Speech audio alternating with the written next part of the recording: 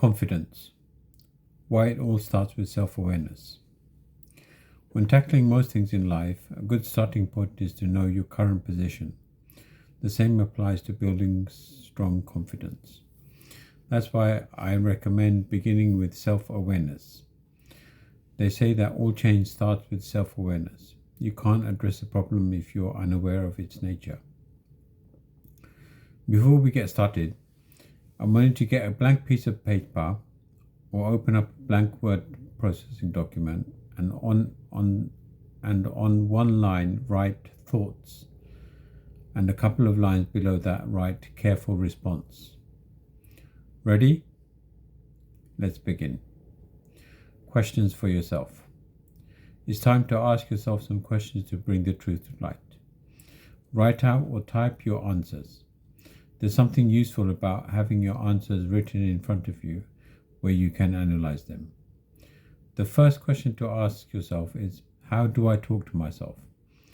Everyone engages in self-talk, that inner voice you hear in your mind. When your self-confidence is low, the voice may say things like, "Oh, I'm not confident. Confidence is for other people." When the word confidence is mentioned, what comes to your mind? Write your answer in the thoughts row and then provide a well thought through response in the careful response row. For example, the thought, "Oh, I'm not confident. Confidence is for other people," would go in the thoughts row, and the response could be, "Okay, other people may have confidence, but that doesn't mean I can't have it too. I can improve my confidence. After all, confidence is a habit that can be developed." That would be entered in the careful response row. It is important to be aware that most, if not all people have negative self-talk when it comes to confidence.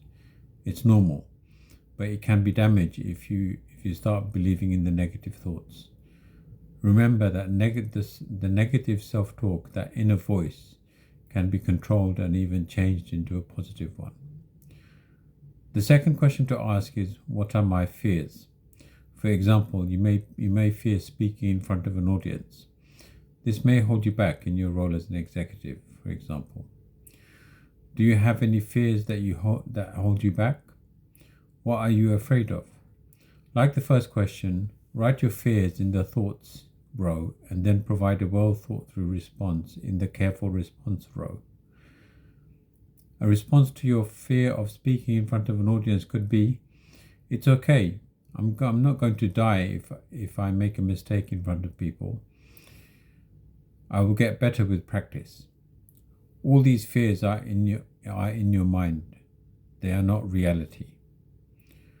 Once you've written down your answers to the above questions, you can start analyzing them. Begin questioning whether these thoughts are true. For example, you'll discover that saying, "Everyone will hate me and think I'm an idiot if I put forward this new strategic 5-year plan for the organization," is simply not true. Similarly, you'll find that most of your fears are unreasonable and exaggerated, and that your mind is working against you. How your mind works. If you want to understand the fear, I want you to understand that fear is a safety tool of your brain, keeping you within your comfort zone. The comfort zone is where you feel safe and comfortable. It's natural to enjoy doing things that you're good at as an executive, such as excelling in communication, planning, future-based thinking, or delegation. But the comfort zone and the lack of confidence can hinder your growth to branch out and master the skills that are relevant to you. So I encourage you to push back on the brain's effort to keep you safe and move forward by becoming aware of how your brain reacts to challenging situations and continuing to build your confidence. Your thoughts are not always true. Conclusion. By answering these two questions, what comes to mind when I think about confidence, and what am I afraid of, you will improve your self-awareness, which is the first step towards greater confidence. You can challenge the negative thoughts that you may have about being confident. You can also change these negative thoughts. We'll go through how to in the coming videos, but you've taken the first step and you're on your way. The topics related to confidence can be organized by using the 5 C's of confidence. This is what we will cover next. The 5 C's are clarity, commitment, consistency, competence, and finally the result of confidence. We will go through each C as we go through the structure on our journey towards outstanding confidence. I want to turn your attention to something else now, and that is that I am an executive coach. I coach executives to reach their goals faster and with less effort. Coaching is a partnership between the coach and the client to achieve the goals of the client. This could range from making better decisions to effectively dealing with stress to achieving better work-life balance. I have a 6-week coaching proposal which gives you more information. The link to this is in the description. So if you are an executive, why not invest in a better you by taking up my coaching offer?